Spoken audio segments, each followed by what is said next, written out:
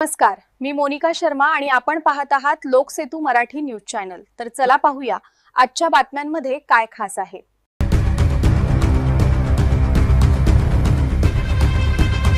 तरावत पुनर्वसनात वन्य प्राण्यांचा धुमाकूळ, कोल्ह्याच्या हल्ल्यात 3 वर्षीय बालिका जखमी। तळोदा तालुक्यातील तरावत पुनर्वसन येथील शेतात कापूस वेचणीसाठी गेलेल्या एका 3 वर्षीय बालिकेवर संध्याकाळच्या सुमारास एका हिंस्त्र प्राण्याने हल्ला करून जखमी केले। जखमी बालिकेला उपचारासाठी तातडीने जिल्हा रुग्णालयात दाखल करण्यात आले। गेल्या वर्षी देखील बिबट्याच्या हल्ल्यात एका बालिकेचा याच परिसरात मृत्यू झाला। प्राची दिनेश तडवी वय 3 ही बालिका आपल्या आई आणि मोठ्या बहिणीसोबत शेतात कापूस वेचायला गेली।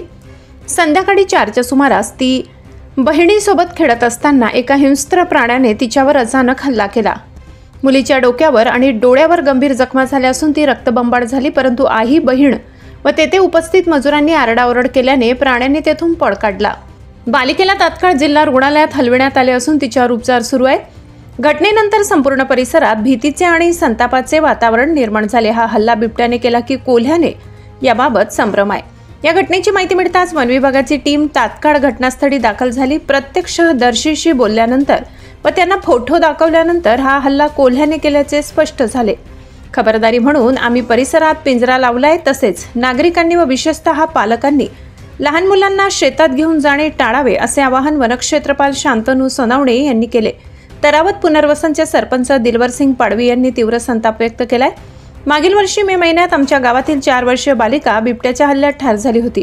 थोडक्यात आजची घटना टळली। या भागात कोल्ह्यांसह बिबटे देखील फिरत आहेत। वन विभागाने तात्काळ त्यांचा बंदोबस्त करावा, अन्यथा आम्ही आंदोलन करू असा इशारा त्यांनी दिलाय। सध्या वन विभागाची टीम परिसरात गस्त घालत असून हिंस्त्र प्राण्याला पकडण्यासाठी पिंजरे लावण्यात आले आहेत। खरवड, तरावत आणि पुनर्वसन परिसरात मोठी भीती पसरली आहे। लोकसेतू मराठी न्यूज साठी प्रवीण चव्हाण, मुख्य संपादक, नंदुरबार। साठी एवढंच। ताज्या घडामोडी, स्थानिक बातम्या आणि महत्त्वाच्या अपडेट्स जाणून घेण्यासाठी आमच्या लोकसेतू मराठी न्यूज चॅनलला सबस्क्राइब करा। धन्यवाद।